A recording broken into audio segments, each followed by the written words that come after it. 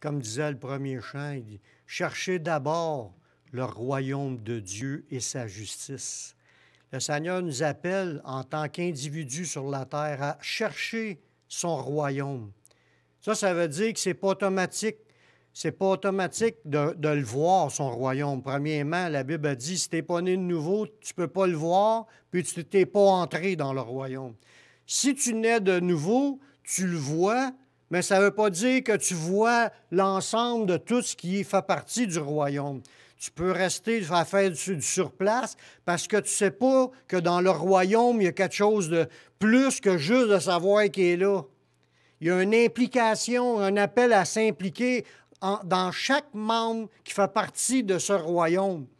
On est en train justement d'étudier le royaume de Dieu, puis là-dedans, en évoluant dans l'étude, on va approfondir cette idée-là, que c'est premièrement que c'est un mystère pour les hommes. Ils ne connaissent pas ça, il n'y a aucune position géographique pour désigner il est où le royaume de Dieu. Parce que ce n'est pas une question de position géographique sur la terre, ce n'est pas un royaume qui est installé à quelque part encore. Un jour, oui, mais pas encore. C'est que là, on est dans le temps de la formation de ce royaume-là. Dieu est en train de recruter des gens pour faire partie de ce royaume-là. Puis on va voir dans l'étude un peu plus loin que c'est impossible pour nous d'y entrer. Il fallait que tu rentres dans des critères bien précis pour faire partie de ce royaume-là. Bien, quand tu es rentré dedans, c'est une grâce. C'est un cadeau que Dieu nous fait. Il nous a rendus capables d'avoir part à l'héritage des saints dans la lumière, en faisant partie de ce royaume-là. Parce que c'est juste ceux qui sont intégrés à ce royaume qui vont goûter l'ensemble des promesses de Dieu, surtout les promesses de la vie éternelle. Aujourd'hui, on est en train de regarder la partie que le mystère du royaume de Dieu, mais il est révélé aux hommes. Ça marche par révélation, ça marche par connaissance. Quand on parle de révélation, ça veut dire que, humainement parlant, on ne connaîtra rien du royaume. Personne ne saurait rien du royaume, à moins que Dieu le révèle. C'est des révélations qui viennent de Dieu. Connaître Dieu, connaître sa pensée, connaître ce qu'il veut, tout ça, connaître ce qu'il a fait, connaître ce qui est invisible, tout ça, dans le royaume de Dieu. C'est impossible à l'humain de le savoir, à moins que Dieu l'ait révélé. Ça marche par révélation. Puis même quand tu es chrétien, ça peut faire 20 ans que tu es chrétien, puis tu peux encore comprendre des choses qui font partie du royaume de Dieu. On est dedans présentement. Tous ceux qui sont nés de nouveau sommes dedans le royaume de Dieu. Ça ne se voit pas encore de manière visuelle. Un jour, Jésus va revenir, son royaume va l'accompagner. Oui, puis là, il va y avoir un royaume éternel qui va s'installer. Mais là, en attendant, on est, comme je disais tantôt, on est dans le temps de la révélation que Dieu donne à chaque individu pour que ces gens-là puissent rentrer dedans. Puis ça, on est rentré dedans aujourd'hui, mais on a une bénédiction qui est incroyable. On ne s'en rend pas compte aujourd'hui. Peut-être on a des idées, mais gardons la foi dans les promesses de Dieu parce qu'il y a quelque chose de grand qui s'en vient. Le royaume de Dieu, c'est un mystère pour l'homme, mais il a été révélé par Dieu. Puis il y a des affaires que ça a pris du temps avant de comprendre tout ce qu'il y en est de ce qu'on sait aujourd'hui. Nous autres, on est comme bénis d'être là à la fin des temps. On est bénis parce qu'on connaît tout ce que les révélations de Dieu sont écrites. Ils sont tout écrits là-dedans, les révélations de Dieu. Ce n'est pas les autres livres qui comptent, c'est la parole de Dieu. Ça, c'est la révélation de Dieu. C'est là-dedans qu'on apprend à connaître les choses du royaume. Tout est déjà révélé. On n'a pas le droit d'aller au-delà de ce qui est écrit. On n'a pas le droit d'en rajouter ni d'en enlever. C'est ça la révélation. Puis il faut se baser dans la révélation. Jésus a dit dans Matthieu 13, 11, Jésus a répondu, « Parce qu'il vous a été donné de connaître les mystères du royaume des cieux et que cela ne leur a pas été donné. » On voit là qu'il y a des personnes qui sont désignées à comprendre ce qu'il y a là-dedans. Ce n'est pas tout le monde sur la planète qui comprend ce qu'il y a là. Il nous a été donné, c'est un cadeau que Dieu nous a fait. Il est venu nous parler, puis aujourd'hui, on est là, puis on le sait. On a la foi, on croit dans ce qui est écrit, puis on s'attache aux choses qui nous ont été laissées. C'est ça qu'il faut suivre, c'est ça qu'il faut marcher. On est dans révélation. Il nous a été donné, puis aux gens qui n'ont pas la foi, mais ils ne comprennent rien. Ils peuvent prendre des bouts, mais s'ils naissent pas de nouveau, ils ne peuvent pas, premièrement, le voir de leurs yeux comme s'ils vivent, puis ils ne pourront pas entrer dedans non plus s'ils naissent pas de nouveau. Ça, je vais en parler un peu plus tard dans l'étude. Mais à nous, merci Seigneur, on peut l'approfondir, cette révélation-là, cette connaissance-là du royaume. Parce que c'est un mystère, mais c'est plus un mystère d'un sens, parce qu'on a appris beaucoup de choses sur le royaume déjà. Fait qu'il reste des petits détails que Dieu nous fait approfondir. Des études de la Bible nous font approfondir les révélations du royaume. Mais on sait déjà l'essentiel. Comment y rentrer, on connaît déjà des promesses, on sait déjà où on s'en va à cause de cela. Beaucoup de choses ont déjà été révélées. Ça nous a été donné. Jésus parlait en parabole aux gens, là, puis il expliquait tout à ses disciples que ça dit. Parce que c'est ses disciples qui sont les choisis par Dieu, ceux qui ont la foi. C'est à eux que Dieu veut leur donner les révélations. Ceux qui n'ont pas de foi, ceux qui croient, ils ne veulent pas croire, parce qu'il y en a qui ils savent que c'est là, mais ils ne veulent pas, parce qu'ils pensent qu'ils ont trop d'affaires à perdre. Ils ne veulent pas s'engager. Mais là, ils n'y rentreront pas. C'est de valeur, puis ils n'auront pas les révélations, puis ils ne participeront pas aux promesses. Comment c'est arrivé que Dieu lui a donné sa révélation? Mais là, il faut aller depuis le début de la création. Dieu a commencé à se révéler aux hommes. Depuis le début de la création que Dieu a commencé à se révéler aux hommes afin qu'on le connaisse. Parce que pour connaître c'est quoi en fait le royaume de Dieu, on en a parlé un peu, on a vu un peu que le royaume de Dieu, dans le royaume de Dieu, il y a un roi qui est créateur de toutes choses. C'est lui qui est l'auteur de toute cette création, ce Dieu-là qui nous a créés, puis à qui le royaume de Dieu nous appartient. Il y a juste lui qui pouvait venir voir l'homme, puis commencer à y expliquer c'est quoi les détails que lui veut nous révéler. Puis depuis le début que Dieu se révèle aux hommes, Dieu a parlé premièrement, tu regardes l'histoire de la création, là, imaginez le scénario, là, quand il n'y avait qu'un seul humain sur la terre. Là. On ne parle pas de quelqu'un qui a vécu avec une grosse famille, puis qui a vécu avec au milieu d'un peuple, puis tout le kit. Il était le premier à vivre sur la terre, là, premier homme, le seul. Il n'y avait même pas de femme encore. Je ne sais pas à quel âge il était rendu quand il a eu sa femme, mais il a vécu une période seul. Puis ce gars-là, lui, il n'y avait rien pour l'entourer. Il n'y avait pas de parents pour s'occuper de lui, pour commencer à y expliquer des affaires. Il n'y a pas d'école pour aller apprendre. Il n'y a pas de formation scolaire. Il n'y avait pas de rabbin ni d'église. Il n'y avait rien, là. Il commençait à découvrir que la vie existait, puis il n'y avait pas personne autour. Puis tout ce qu'il y avait pour apprendre, c'est sa relation avec Dieu. Dieu venait le visiter, puis Dieu venait y parler. C'est de même que ça a commencé. C'est la révélation de Dieu. Dieu s'est révélé à cet homme-là. Il a enseigné des affaires à cet homme-là. Il a eu un bon contact pendant un bon bout, jusqu'à temps que Dieu lui fasse une compagne. Puis là, ils ont vécu ensemble encore avec ce que Dieu venait leur révéler, leur apporter comme révélation. Ils ont développé leur connaissance, leur raisonnement, ils ont appris de Dieu. Puis je pense que ça marche encore comme cela aujourd'hui. Si tu vas apprendre, approche-toi de Dieu, puis approche-toi de ceux qui connaissent, qui ont déjà appris de Dieu, puis on va grandir ensemble. Parce que Dieu, il va continuer à se révéler. Mais pour tout ça, pour dire que depuis le début, Dieu enseigne aux hommes. Il veut qu'on connaisse ce que Dieu aime, ce que Dieu n'aime pas. Il veut se révéler à chacun de nous. Puis après, quand il a fini avec Adam et Ève, ils ont eu leur histoire. Dieu s'est choisi des hommes à travers les temps pour être les porteurs de ces révélations-là. Il y a des gens qui ont tout gardé dans leur mémoire, les paroles de Dieu, puis même des faits de ce qui s'était passé depuis Adam et Ève.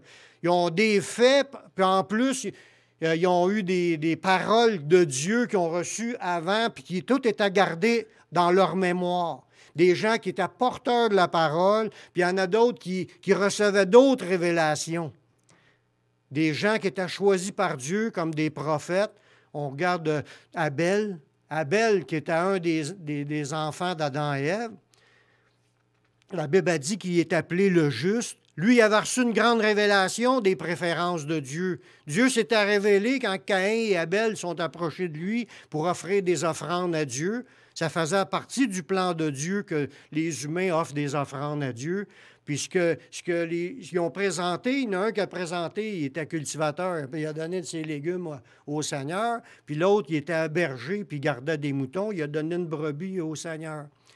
Il l'a offert en sacrifice. Puis là, Dieu s'est révélé à Abel, il a dit, moi, dorénavant, présentez-vous à moi avec des animaux comme cela, c'est ça que j'aime. Parce que Dieu, il y avait un plan dans tout cela.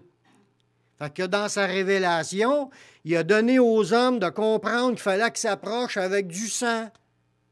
Ça faisait partie du plan à venir, parce qu'on le sait, on l'a appris par la suite, que sans effusion de sang, il n'y a pas de pardon. Mais il a fallu que Dieu le montre aux hommes quelle façon qu'il préférait. C'est sûr que dans l'histoire, on sait que l'autre il était jaloux de son frère, puis il l'a tué, mais c'était gardé par écrit par ceux qui étaient porteurs de la parole, puis Dieu, il a tout gardé cela pour qu'on l'ait par écrit 6 000 ans, quasiment 6 000 ans plus tard. Sa foi à Abel, ça a amené la révélation que le sang versé fait partie des enseignements pour le salut. Ça commençait là, la révélation. Dans Hébreux 11.4, ça nous dit, j'ai sauté un verset, j'aurais pu vous lire la Genèse 4.4 avant, qui dit qu'il y en a un qui avait offert de la graisse puis l'autre, de son troupeau, puis l'autre, il avait offert les légumes, puis que Dieu préférait. Son regard était favorable sur Abel et son offrande. Dieu voulait démontrer qu'il préférait le sacrifice d'un animal plutôt que d'apporter des légumes. C'est sûr que ça n'en dit pas plus dans le texte. Mais il y en a des gens qui vont jusqu'à dire que les légumes représentent l'effort de l'homme, puis que les animaux, ça représente un agneau qui est offert en sacrifice. Puis ça, oui, on peut en parler que Dieu agrée les sacrifices, puis il l'a établi plus tard dans la loi. Mais après ça, ça l'a amené d'autres révélations.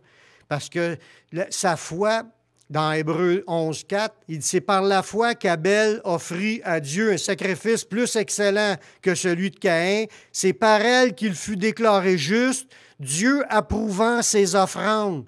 C'est par elle qu'il parle encore, quoique mort. Voyez-vous, le fait que Abel vive cette expérience-là, ça l'a parlé. Puis il parle encore. Parce que 6 000 ans plus tard, on a encore son histoire décrite. C'est Dieu qui a voulu ça, pour qu'on comprenne la révélation, comment elle s'est faite tranquillement au travers les temps. C'est un mystère du reste du monde, mais pour eux, ils commençaient à comprendre ce que Dieu préférait. Puis ça l'a amené parallèle avec Jésus, ça, par la suite. Parce que dans Hébreux 12, 24, il nous en parle que Jésus est le médiateur de la nouvelle alliance et du sang de l'aspersion qui parle mieux que celui d'Abel. Voyez-vous, lui, Abel, ça l'a parlé au monde, ce qu'il a fait, ce qu'il a vécu. Mais le sang de Jésus, c'est l'offrande de l'agneau qui est offert en sacrifice. Ça parle encore plus. C'est comme si Dieu est en train de crier quelque chose, là. Le message du sang, il est important, que le sang, c'est le sang du Messie qui était versé à la croix. C'est ça qui est le plan principal de la nouvelle alliance. Dieu veut qu'on le sache, mais ça n'a pas été su de même. Il a fallu que graduellement que les gens aient des révélations. Ensuite, dans l'histoire, on voit encore d'autres exemples de personnages choisis qui ont un impact dans la société. On parle de Noé. Noé il a amené la révélation de la loi, de la foi qui obéit. Noé, lui, c'est ça. Lui, c'est la foi qui obéit. Parmi tout l'ensemble de l'humanité qui existait à cette période-là, hein, pendant tout l'ensemble, il y avait des millions de personnes sur la terre. Il y a juste lui et sa famille qui ont été sauvés de la planète. Le seul juste, parce qu'il obéissait. C'était pas qu'un gars qui savait des affaires sur Dieu. Il obéissait à Dieu. Quand Dieu il a dit en plus, bâtis une arche parce que j'ai condamné la planète, il s'est mis à l'œuvre puis il a bâti l'arche. Je ne sais pas si vous le savez, de bâtir un bateau de 450 pieds de long, là, puis de 90 pieds de large, puis 45 pieds de haut, tu sais, à 3 étages, décider de bâtir ça tout seul avec tes 3 enfants. Il y avait 600 ans quand il a commencé à bâtir. Il a cru, puis il annonçait aux autres qu'il était pour avoir une pluie, qu'il était pour inonder. Tout le monde devait rire de lui. Il n'avait jamais mouillé sur la terre dans cette période-là. Il a marché par la foi, puis regardez ce que la Bible dit de Noé. À cause qu'il avait la foi qui obéit, ça lui a procuré la survie du déluge avec sa famille. Dans Hébreux 11:7, c'est par la foi que Noé, divinement averti des choses qu'on ne voyait pas encore. Il était averti qu'il était pour mouiller, puis qu'il y aurait une inondation, puis tout le monde serait détruit. On ne voyait aucune preuve de cela. Mais vu qu'il était averti, il a mis sa foi en Dieu. Regardez. Puis là, il était saisi d'une crainte respectueuse. Il respectait Dieu, puis il savait que quand Dieu y parle, c'était vraiment des choses qu'il avait compris, qui venaient de Dieu. Il a construit une arche pour sauver sa famille. C'est par elle qu'il condamna le monde, puis il devint héritier de la justice qui s'obtient par la foi. Voyez-vous, là, dans ce verset-là, ça le dit très bien. Il y avait la foi en ce Dieu-là, puis il se mettait à l'œuvre à obéir ce que Dieu lui demande, puis il a été l'héritier de la bénédiction qui découle de la foi parce qu'il obéit, pas parce que juste il savait. Ça fait une grosse différence, ça. Il s'est mis à l'œuvre, il a bâti l'arche, puis par elle, son arche, son œuvre, il a condamné le monde, parce que la minute l'arche était finie, que les animaux sont rentrés, Dieu lui-même a fermé la porte, il a commencé à mouiller, il y a eu des inondations partout, puis toute la terre, la plus haute montagne de la terre était couverte d'eau. Il n'y a pas un espace qui n'avait pas d'eau sur toute la planète. Ça dit que l'eau tomba du ciel, puis même les sources de la terre se sont mis à jaillir. Puis là, il y a eu une inondation, il a mouillé pendant 40 jours, puis ça a pris un an avant que... Bien, il y a eu toute une histoire autour de ça, mais le point est que Dieu s'est révélé dans cette image-là. La révélation de Dieu que la foi sans les œuvres est morte. Si tu n'es pas en train de vivre ta foi, tu es dans le champ. Bien ça fait partie de la nouvelle alliance aussi, parce que tout le monde dit la foi sans les œuvres. Non, c'est pas la foi sans les œuvres, ça ne marche pas, parce que la foi, Jacques le dit, la foi sans les œuvres est morte. Puis tu n'es pas sauvé par tes œuvres. Il faut premièrement que tu aies la foi en Dieu. Puis après ça, tu te mets à obéir à Dieu, pas à tes religions, pas à ce que tu as mis ta foi. Tu mets ta foi en Dieu, tu écoutes Dieu, tu marches avec Dieu dans l'obéissance à la parole de Dieu, tu es dans les œuvres que Dieu a préparées d'avance. Parce qu'il y en a qui ont mis leur foi dans une religion ou ils ont mis leur foi dans leur capacité ou dans leurs bonnes œuvres. C'est sûr que là, tu es dans le champ. C'est pas les œuvres qui sauvent. Mais c'est la foi démontrée par tes œuvres. Comment tu vas la démontrer, ta foi, par tes œuvres? Mais tu vas mettre ta foi en Jésus-Christ, puis tu vas devenir un disciple de Jésus-Christ.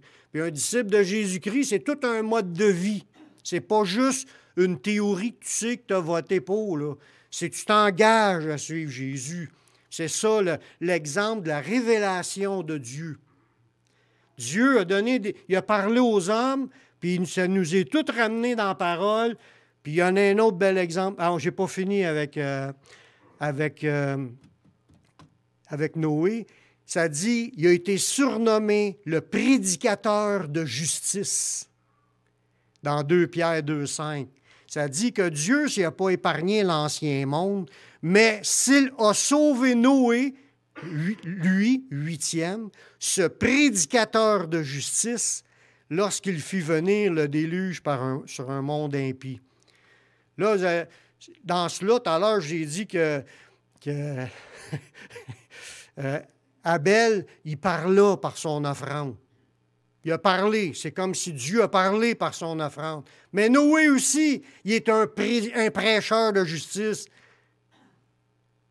Un prédicateur de justice, quelqu'un qui parle avec son témoignage. Son obéissance à le parler. Ça ne dit pas que Noé était sur le coin de la rue en train de parler puis de distribuer des choses. C'est pas ça. Je ne dis pas qu'il ne faut pas faire ça. Mais Noé, il a vécu sa vie en obéissance, puis c'est ça qui parle. Les gens, ils ont vu Noé bâtir un arche où il n'y avait pas d'eau, pas de pluie, il n'y avait rien. Il l'a bâti par la foi, puis il a été sauvé. Ça parle. Ça, c'est la révélation de Dieu qui parle. C'est pour nous qui sommes arrivés dans les derniers temps. Parce que la révélation est là donnée à l'ensemble de l'humanité par les hommes de Dieu qui ont exposé leur vie, leurs œuvres, leurs témoignages, même à passer des pamphlets. Dieu, il veut qu'on répande sa parole. Alors, regardez bien un autre personnage qui est important dans l'histoire de la révélation, Abraham. Dieu a parlé par Abraham. Abraham, lui, c'est le père, il est appelé le père de la foi. Dieu l'a béni, puis il l'a cité en exemple pour sa foi obéissante. Des fois, on pense, ouais, il crut à Dieu, puis ça lui fut imputé à la justice. On s'arrête juste à cette phrase-là, puis on dit, le salut est juste parce qu'on croit. Non, c'est pas ça du tout. Faut-il aller voir son exemple de vie pour voir c'est quoi sa vie de foi, démontrer aux autres pour dire qu'il y a vraiment la foi. Comment? Ça nous dit dans le passage, dans Genèse 26, le verset 4 et 5, Dieu parle à Abraham, « Je multiplierai ta postérité comme les étoiles du ciel. » Là, il est en train d'y donner des belles promesses, là. Je te donnerai à ta postérité toutes ces contrées. Là, il est en train de dire, tu vas aller par la foi là, sans savoir où ce que je t'emmène. Tu vas aller fouler un terrain qui ne sera même pas à toi. Tu n'auras même pas de quoi poser à toi. Mais je vais tout donner ce pays-là à ta descendance. Lui, Abraham, son nom, c'était Abraham, qui veut dire père il a été changé pour Abraham, qui veut dire père d'une multitude. Il n'y avait aucun enfant. Sa femme était stérile. Mais Dieu, il a fait la promesse qu'il était pour avoir une descendance aussi nombreuse que le sable de la mer. Puis en plus, il va lui donner le terrain. Fait qu'il marchait par la foi des promesses de Dieu. Qu'est-ce qui s'est passé? Ça nous dit que lui, il a reçu ça, là, on est au verset 5, parce que Abraham avait obéi à ma voix et qu'il a observé mes ordres, mes commandements, mes statuts et mes lois. Voyez-vous, quand on dit que quelqu'un a la foi, c'est pas juste parce qu'il sait une chose, c'est parce qu'il obéit à l'ensemble de ce que Dieu dit. C'est l'obéissance à la parole de Dieu qui démontre qu'on a la foi. L'obéissance. Alors, regardez encore, parce que souvent on dit il a cru à Dieu. Oui, mais comment est-ce qu'il a cru? C'est parce que, au verset 5, Abraham, il a obéi à ma voix. Tu démontres à Dieu que tu y crois quand tu obéis à ce qu'il te dit.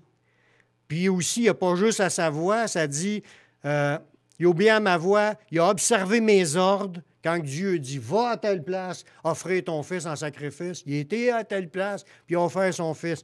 Puis il obéissait aux commandements. Les 10 commandements n'étaient pas révélés. Puis la loi de Moïse n'était pas révélée. Il n'y avait aucune loi écrite comme que nous, on a aujourd'hui. Puis, dans ce temps-là, il connaissait quand même la volonté de Dieu. Parce que les révélations étaient déjà là. Noé lui-même connaissait la révélation, ce que Dieu aimait, ce que Dieu n'aimait pas. Il connaissait la différence entre les animaux impurs et les animaux purs. Ça, c'est des choses qui ont été révélées dans la loi de Moïse. Mais avant Noé, il connaissait déjà les lois de Dieu. Ça existait, c'était là.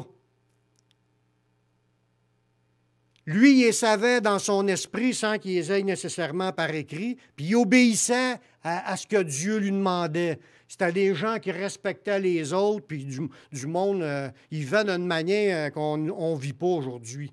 Ils saluaient, ils appelaient l'autre Seigneur, ils se mettaient à genoux devant l'autre par respect. Ce n'étaient pas des gens qui s'envoyaient promener à tour de bras. Aujourd'hui, on est rendu de même, c'est parce qu'on a la conscience de ce que Dieu aime est bien moins forte. Pour ça que Jésus est obligé d'enseigner, d'aimer notre prochain. Mais dans ce temps-là, il aimait le prochain. C'est sûr qu'il ne se laissait peut-être pas piler ses pieds quand il y a eu des moments où il a fallu qu'il aille se battre, mais il était quand même respectueux de bien des choses que nous, aujourd'hui, on a perdu ce respect-là. Il y avait des révélations qui étaient là, que lui, il a vécues dans son exemple. Il a mis en pratique la parole, puis ça nous parle. Ça dit qu'Abraham, il a été mis en exemple, comme ça nous dit qu'il est un modèle de foi à cause de sa vie qu'il a vécue. Dans Romains 4,16, il dit, c'est pourquoi les héritiers le sont par la foi, pour que ce soit une grâce, parce que la foi est démontrée par les œuvres. Il dit, afin que la promesse soit assurée à toute la postérité, pour que tout le monde puisse avoir la possibilité d'être sauvé, non seulement à celles qui sont sous la loi, les Juifs, mais à celles qui ont la foi d'Abraham, notre Père à tous. Dieu nous appelle à avoir la même foi qu'Abraham.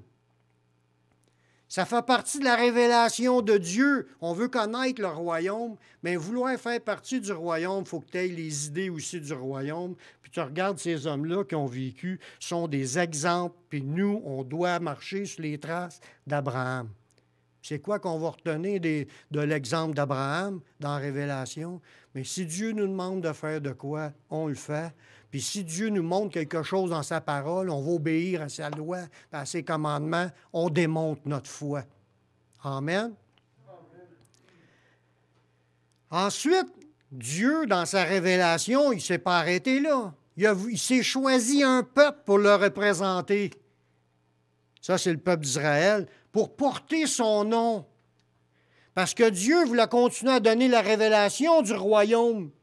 Ça prenait quelqu'un qui porte son nom, un peuple. Il a choisi le peuple d'Israël, qui est la descendance d'Abraham.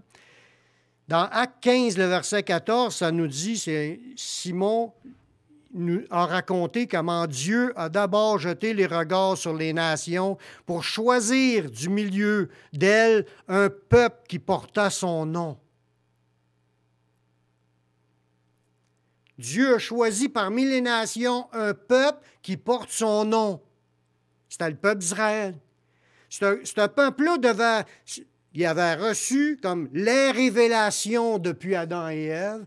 À Moïse, ils les avaient mis par écrit. Puis là, toute l'histoire continue à se dérouler. Ils ont tout mis par écrit, ces livres-là, les rois, les chroniques, les prophètes qui ont venu. Le peuple d'Israël était choisi comme un peuple représentant les révélations du royaume de Dieu. Le peuple d'Israël avait été choisi pour porter son nom, puis porter aussi sa parole, pour être des représentants sur cette terre, choisis parmi toutes les nations.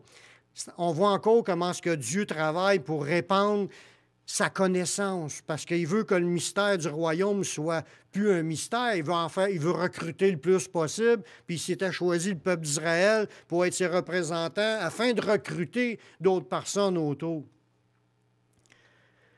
Comme ça dit dans Acte 15, 14 que je viens de vous lire, il a jeté ses regards sur les nations pour choisir au milieu d'elles un peuple qui porta son nom. Puis ça, c'était le peuple juif qui était choisi pour porter le nom d'Israël, puis il devait être les représentants du royaume de Dieu. Dieu avait choisi ce peuple-là pour être comme les sacrificateurs, les gens qui étaient là à se présenter devant Dieu pour intercéder, à offrir les offrandes à Dieu pour être pardonnés, puis à savoir aussi la morale d'une vie de représentant du royaume de Dieu. Il y avait des lois morales, puis des lois physiques, des lois civiles. Il y avait toutes sortes de lois que Dieu avait données dans sa loi, des lois pour le pardon des péchés puis les sacrifices. Il y avait les lois civiles, puis il y avait des lois morales, un mode de vie à suivre en tant que représentant du royaume des cieux. Ça nous dit que Dieu a commencé à peupler son royaume avec le peuple d'Israël. Avant, il y en avait juste quelques-uns de temps en temps qui connaissaient Dieu, puis connaissaient ses révélations.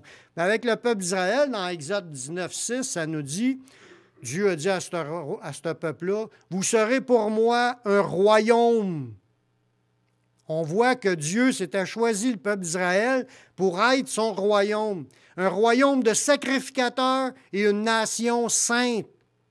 Dieu les avait appelés à cela. Il dit, voilà les paroles que tu diras aux enfants d'Israël. Dieu les a appelés à être les représentants du royaume de Dieu. Puis il les appelait à être des sacrificateurs pour une nation sainte. Ont-ils tous obéi? Non. Même s'ils étaient choisis, étaient appelés, Dieu avait mis son nom sur eux, puis il avait donné le message à porter. Il y avait les révélations là, jusqu'à là. Puis Dieu en donne encore davantage de révélations parmi le peuple d'Israël, parce que les prophètes de Dieu ont parlé. Puis ça nous dit qu'il était appelé pour être une nation sainte, puis souvent il abandonnait Dieu pour se tourner vers des faux dieux. Puis ils n'ont pas pris soin de l'appel qu'ils avaient reçu. Ça a eu des conséquences, on va le voir tantôt. Ensuite, la révélation du royaume de Dieu, a été développée et approfondie par le Seigneur Jésus-Christ. Parce que là, on a vu un peu un survol là, que Dieu s'était choisi des hommes. Après, il a choisi un peuple. Ils ont eu d'autres révélations. Les prophètes, il y en a eu dans l'histoire de ce peuple-là, plein de prophètes qui ont annoncé des affaires. Là, on avait la révélation de l'Ancienne Alliance et des prophéties, même des choses à venir. Mais c'était annoncé là-dedans qu'il viendra un Messie. Puis ce Messie-là viendra pour apporter les vérités, pour nous conduire dans la vérité, nous montrer l'enseignement, mettre la lumière sur les choses, les vraies choses de Dieu. Dès son baptême, Jésus commença à annoncer le royaume de Dieu. Il était l'envoyé de Dieu. On sait que ce n'est pas n'importe qui, Jésus. C'est le Fils de Dieu. C'est Dieu qui s'est incarné en forme humaine pour venir révéler le royaume. Ça dit dans Luc, le chapitre 8, le verset 1. Ensuite, Jésus allait de ville en village, de ville en ville, de village en village, prêchant et annonçant la bonne nouvelle du royaume de Dieu. Là, les mystères du royaume de Dieu commençaient à disparaître. Ce n'est plus des mystères, c'est des choses qu'on sait. Pourquoi qu'on les sait? Parce que Jésus est venu pour nous faire comprendre les révélations des gens dans l'Ancien Testament. On voit ça aujourd'hui, comme par 2000 ans plus tard de Jésus. On comprend tout comment ça se maintient, sa révélation à Dieu. Mais la révélation a commencé vraiment officiellement là, quand Jésus a commencé à prêcher la bonne nouvelle du royaume de Dieu. Il a mis en lumière les différents aspects, puis on a beaucoup à apprendre. Il y a plein de versets dans le Nouveau Testament qui nous éclairent sur le royaume de Dieu. Là, il a commencé à prêcher puis à annoncer. Ce que les gens ne savaient pas, parce que la Bible a dit, quand le Messie est venu comme une lumière pour éclairer ceux qui sont dans les ténèbres. Pourquoi? Parce qu'il n'y avait pas gros de monde sur la planète qui comprenait vraiment le royaume de Dieu et ce qu'il en était. Pourquoi? Mais Jésus, il va le dire dans le prochain verset. Pourquoi que les gens n'ont pas vraiment cru? Parce que ceux qui étaient les porteurs de la bonne nouvelle du royaume, c'est-à-dire le peuple juif, ils n'ont pas fait le job comme il faut. Regardez bien dans le prochain verset. Jésus a annoncé dans ses discours sur le royaume de Dieu que les Juifs perdraient leur position dans le royaume pour la donner à d'autres qui en porteraient du fruit. On voit ça dans Matthieu 21, 43.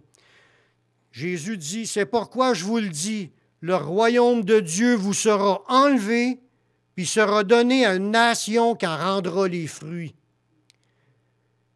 Les représentants de Dieu, ce que Dieu avait choisi pour être les sacrificateurs de Dieu, puis être une nation sainte, ceux qui étaient là pour porter le nom de Dieu, puis porter les révélations de Dieu, Ils n'ont pas fait le job, puis les gens sont restés dans les ténèbres autour. C'est pour ça qu'il fallait que Jésus vienne, pour venir mettre la lumière, pour éclairer, pour montrer c'est quoi le problème. C'est ceux qui étaient là pour représenter le royaume. Puis ces gens-là se croyaient sauvés par défaut, en venant au monde tout seuls de même, sans œuvre, sans foi démontrée par des œuvres.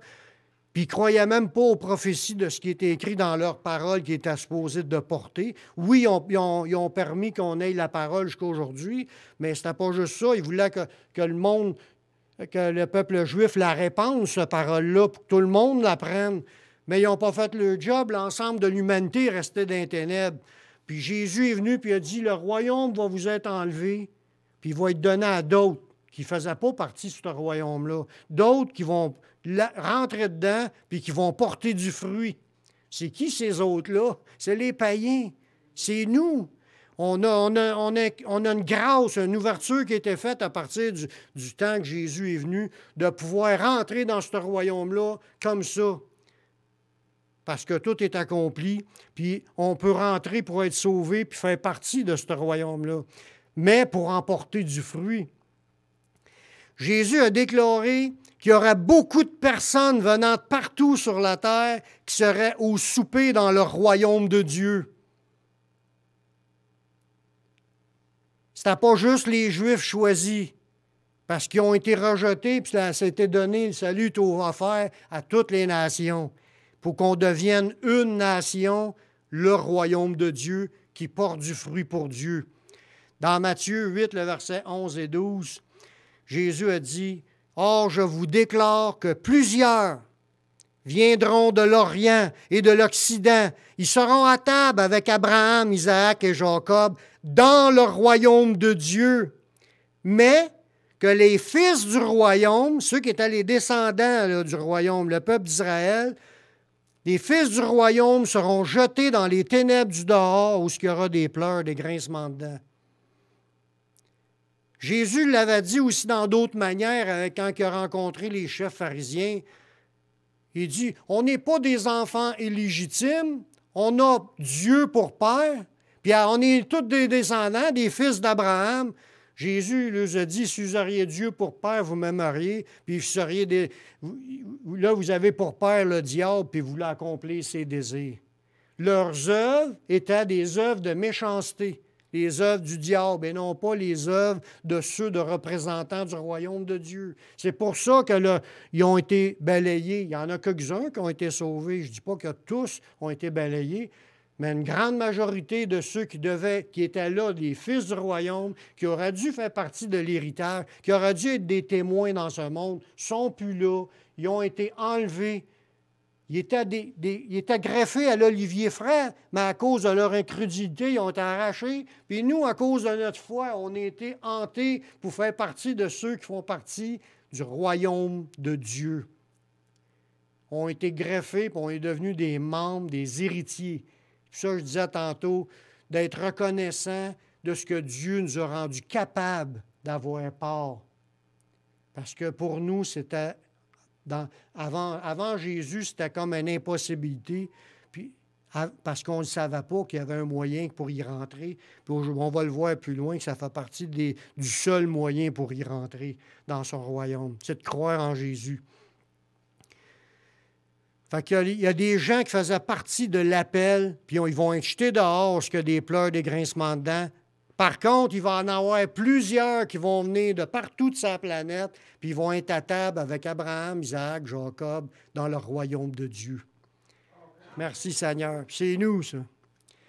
Dieu a donné à l'Église, qui est son corps, le corps de Jésus, les clés du royaume de Dieu. Ça nous dit ça dans Matthieu 16, 19. Puis Paul l'a dit à Pierre, il dit, « Je te donnerai les clés du royaume des cieux. Ce que tu lieras sur la terre sera lié dans les cieux. Ce que tu délieras sur la terre sera délié dans les cieux. » L'Église, ceux qui font partie du royaume de Dieu, c'est l'Église. Aujourd'hui, c'est appelé l'Église. Depuis le temps de Jésus, c'est appelé l'Église. Les gens sauvés. On a maintenant dans nos mains la possibilité d'ouvrir la porte et de barrer la porte aux gens qui nous entourent. Parce que si tu ne parles pas de Jésus, tu ne lui rouvres pas la porte. Ils ne peuvent pas savoir comment faire pour être sauvés si tu ne lui dis pas. Autant que les Juifs avaient été appelés à être ceux qui portent le nom de Dieu, puis à être les représentants du royaume, bien maintenant, ça leur a été enlevé, puis c'est à nous que c'est confié, c'est à nous qu'on a cette responsabilité-là. Je vous parle d'évangélisation, de parler de Jésus. C'est de toutes les manières sont bonnes. C'est nous qui avons les clés d'ouvrir les portes pour qu'ils soient sauvés. Si on ne parle pas de Jésus, ils ne peuvent pas être sauvés. Comment croiront-ils s'il n'y a personne qui prêche? Ça fait partie du mandat des porteurs de lumière, d'aller se mettre la parole. Tous les moyens sont bons. Le journal, les pamphlets, l'Internet, la radio. Tous les moyens sont bons, la télévision, pour répandre l'Évangile. Les églises aussi, bien entendu. Si la journée que les églises ne prêchent plus le royaume puis ne prêchent plus le salut, là, on a un grave problème.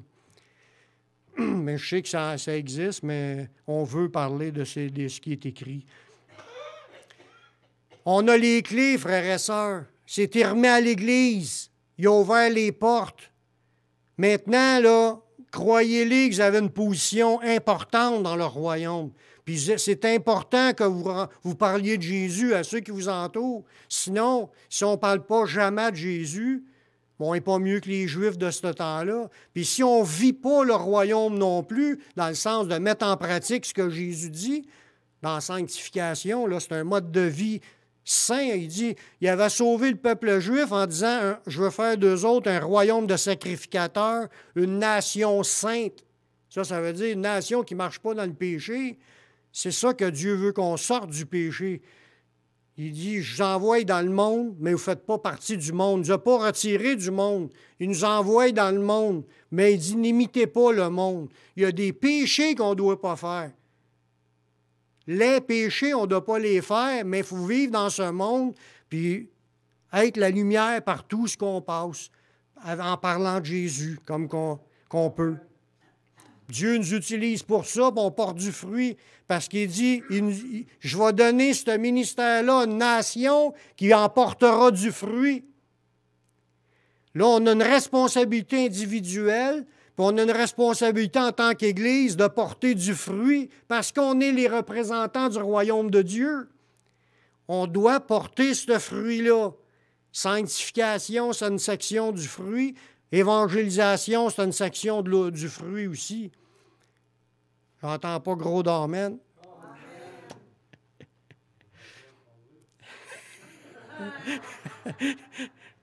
Alléluia. Le Seigneur a fait de l'Église un royaume de sacrificateurs pour Dieu. C'est formé de Juifs puis de païens. Dans Apocalypse 1,6. Il a fait de nous un royaume des sacrificateurs de Dieu pour Dieu, son Père. À lui soit la gloire, la puissance et au siècle des siècles. Amen. Il a fait de nous un royaume. Avant, c'était le peuple juif qui était le royaume de sacrificateurs. Mais il les a enlevés, cela, puis il a donné ça à une nation qui fait partie de juifs et de païens pour être les sacrificateurs. Cette nation sainte, appelée les saints, c'est nous, les chrétiens, les gens nés de nouveau. On ne fait pas juste voir le royaume, on est rentré dedans. On vit le royaume. Ça se vit, puis ça se répand. On est là pour le répandre, pour l'annoncer. C'est notre premier mandat de vie. Jésus l'a dit, allez par tout le monde, prêcher la bonne nouvelle à toute la création. On n'a pas juste un mandat de la rue Saint-Clément. Là. Moi, je reste à la rue Saint-Clément. C'est pas rien que c'est la rue Saint-Clément. Là. Aller par tout le monde, tu peux faire le chemin de la Beauce aussi, tu peux faire l'autre rue. Tu peux aller dans Châteauguay, qui est l'autre ville à côté. Tu peux aller à Valleyfield. Par tout le monde. Si tous les chrétiens dans toutes les municipalités commenceraient par évangéliser les municipalités et les municipalités autour, toute la planète serait couverte. Toute la planète n'entendra parler. Nous autres, il dit, je vous ai choisi, je vous ai établi afin que vous alliez et porter du fruit. C'est ça. On est en train, établi ici, là, porter du fruit pour Dieu. Fait que notre mission, c'est notre territoire, ce que Dieu nous a établi. On a à répandre la bonne nouvelle, frères et sœurs, pour que les gens puissent être sauvés. Il a fait de nous un royaume des sacrificateurs pour Dieu. Sur ça, j'ai déjà prêché sur l'idée, c'est quoi un sacrificateur, dans un petit peu plus large que ce que je vous dis là. Mais un sacrificateur, c'est des gens qui sont des intermédiaires entre Dieu et les hommes. Nous, on est là, sacrificateurs, ça présente les hommes à Dieu, puis ça présente Dieu aux hommes. C'est ça la mission, on est entre les deux. On veut que les gens soient sauvés, on veut que les gens soient guéris, délivrés, pardonnés. C'est sûr qu'il faut qu'ils soient pardonnés pour être sauvés. Puis on les amène à Dieu. Puis là, ça fait des offrandes spirituelles à Dieu. Dieu, il nous utilise où ce que nous sommes pour sauver les gens qui nous entourent. Comprendre les divers aspects du royaume invisible, c'est une grâce de Dieu. Si on comprend, là, on est en train de regarder un survol. Il y a des choses que vous saviez déjà, mais ça met comme une vision plus large de notre mandat. Comment Dieu s'est révélé. Il a révélé son royaume à travers les siècles, à travers le peuple juif. Maintenant, c'est par l'Église qu'il révèle les mystères du royaume. Puis il dit ça, là, c'est une grâce qu'on puisse être au courant de ces choses-là. Il n'y a même pas 1/100 de la population qui vient d'entendre ce que je viens de vous dire là. Même pas 1 personne sur 1000 a entendu ce que je viens de vous dire là. C'est à nous, comme j'ai dit au début, qui était donné le mystère. C'est ça que Jésus dit dans Marc 4,11. Il dit, « C'est à vous qu'a été donné le mystère du royaume de Dieu, mais pour ceux qui sont dehors, tout se passe en parabole. » C'est à nous, ça nous est donné. On n'a pas nécessairement compris avant de venir à Jésus, mais quand on vient à Jésus, les choses se mettent en place dans nos pensées. On comprend. Puis là, on est capable d'en parler. Puis l'autre, quand il va mettre sa foi dans ce que tu dis, il va recevoir cette idée-là, il va donner sa vie à Jésus, puis lui aussi, les lumières vont se faire. C'est ceux qui vont au Christ ou qui vont au Messie qui peuvent recevoir ces révélations-là. C'est une grâce. Parce que si tu n'as pas ça, tu ne marches pas dans le royaume.